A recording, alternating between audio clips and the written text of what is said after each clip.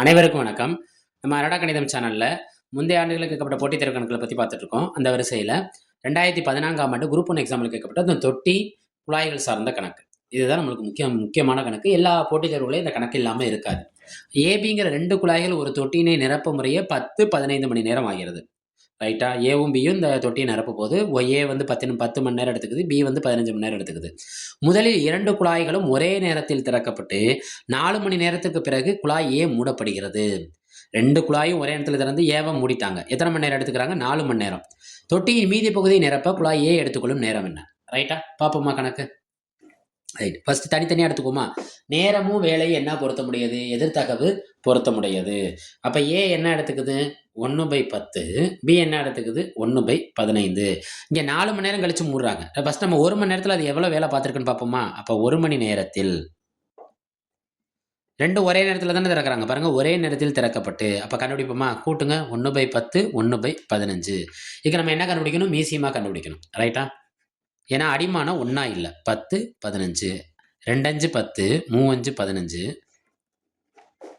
3 ஆயிரத்தில் அடிச்சோம்னா 1 1. ரைட்டா? பெருக்குவோமா. I2 10, 3 30. அப்போ 30க்கு சமப்படுத்துங்க. சமப்படுத்துவோமா.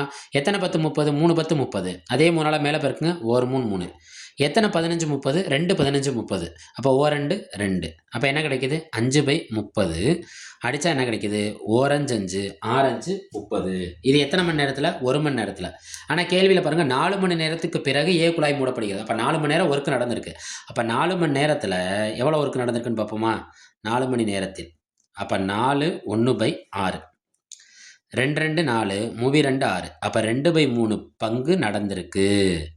இந்த 4 மணி நேரம் கழிச்சு யாரை மூடுறாங்க? ஏ குழாயை மூடுறாங்க. அப்போ 3 வேலையில் 2 பங்கு நடந்திருக்குன்னா அப்போ மீதி வேலை எவ்வளோ? மீதி வேலையை நம்ம எப்படி கண்டுபிடிக்கலாம்னா 1லேருந்து கழிக்கலாம். கழிங்க. 1 3 3. 3ல் 2 போச்சுன்னா என்ன கிடைக்கும்? 1/3. இப்படியும் போடலாம். டைரெக்டாகவே நம்ம இங்கே எழுதிட்டு போயிடலாம். 3 வேலையில் 2 பங்கு வேலை முடிஞ்சிருச்சு 4 மணி நேரத்தில். அப்போ பாக்கி எத்தனை பங்கு வேலை இருக்கும்? 1 பங்கு வேலை இருக்கும். இந்த 1 பங்கு வேலையை இப்போ யார் எடுத்துக்கிறாங்க? ஏ எடுத்துக்கொள்ளும் நேரம் தான் கேட்குறாங்க. பங்கு வந்து நம்மள்கிட்ட என்ன இருக்குது? 1 பங்கு வேலை தான் இருக்குது. ஏ எவ்வளோ நேரம் எடுத்துக்கும்? நார்மலாகவே 10 மணி நேரம் எடுத்துக்கும். அப்போ கண்டுபிடிப்போமா. அப்போ மீதி எவ்வளோ? 1/பங்கு வேலை இருக்குது. ஏ எவ்வளோ இருக்குது? 1/10 இருக்குது. என்றைக்குமே ஒரு பின்னம் தான் இருக்கும். இங்கே எத்தனை பின்னம் இருக்குது? 3 பின்னம் இருக்குது. இப்போ 1/3. இந்த 1/10 மேலே வரப்போ என்ன ஆகும்னா 10/1. அப்போ பாருங்கள். 10 10, 10/3 மணி. இதை அவங்க கொடுத்துருக்க ஆப்ஷன் எங்கே இருக்குது? ஆப்ஷன் டி இருக்குது. ஒருவேளை இப்படியும் கொடுக்கலாம். ஒருவேளை இதுக்கு தகா பின்னமாக இல்லாமல் கலப்பை பின்னமாக மாற்றலாம். எப்படி மாற்றலாம்? எத்தனை 3 9, 3 9, 1/3 இப்படியும் கொடுக்கலாம். ரெண்டுமே நம்மளுக்கு என்ன தான் குறிக்கும்? ஒரே ஆன்சரை தான் குறிக்கும். அரடா கணிதம் சேனலை லைக் பண்ணுங்க, சப்ஸ்கிரைப் செய்யுங்க, சப்போர்ட் பண்ணுங்க, ஷேர் பண்ணுங்க. அனைவருக்கும் இனிய பொங்கல் நல்வாழ்த்துக்கள். ஹாப்பி பொங்கல்.